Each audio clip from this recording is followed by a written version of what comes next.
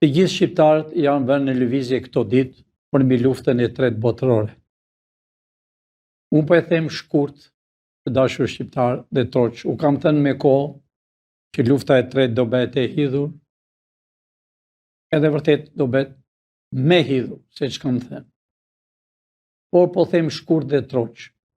Shkaktari i luftës ka qenë kryeministri i Izraelit, që filloi me Iran. Ashtu si që ka luftuar dekada me radhë.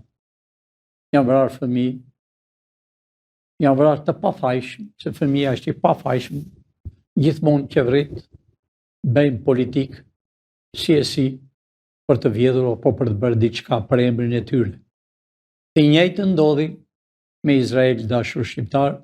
Kryeministri i Izraelit ka kaq vite që është kryeministër, vete përsëri.